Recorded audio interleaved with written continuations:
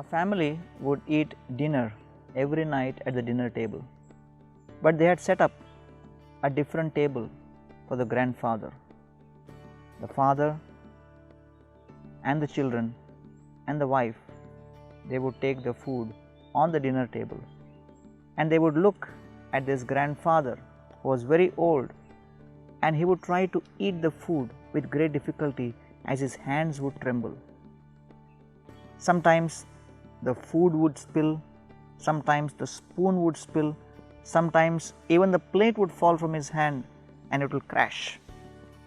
So they made sure that he had a wooden bowl, so that even if something spills and even if sometimes the bowl falls, it does not break. And as the family members saw the grandfather sitting and eating, they would admonish him, make comments on him, and speak ill about his lack of control over his hands and his limbs, and in general admonish him. This was extremely painful to the grandfather, who was going through the excruciating pain of old age. And sometimes he would cry silently, thinking about how he is being treated by his family members. Now, the small grandson was very perceptive, and he could see that the grandfather is being mistreated.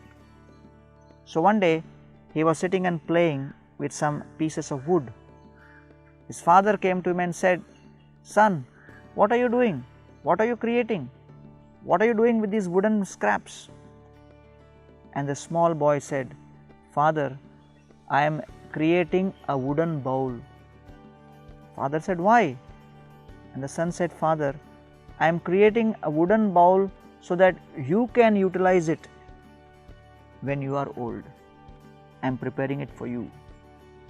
When the father heard this, it struck a lightning in his heart, and he was thinking, "Oh my God, the way I have been treating my father has been noted by my son, and these are the values which he is trying to imbibe, and therefore it's very important for us to show the best values to our children."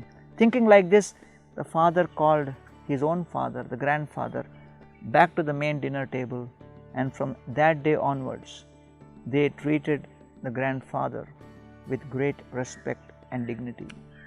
Dear friends, do not think that you are not being watched. Everything you do, speak, prioritize is being seen by those who are dependent on you, especially your children. And the way they perceive things and process things will determine their value system. And so, we should not think, "I can get away with anything." No.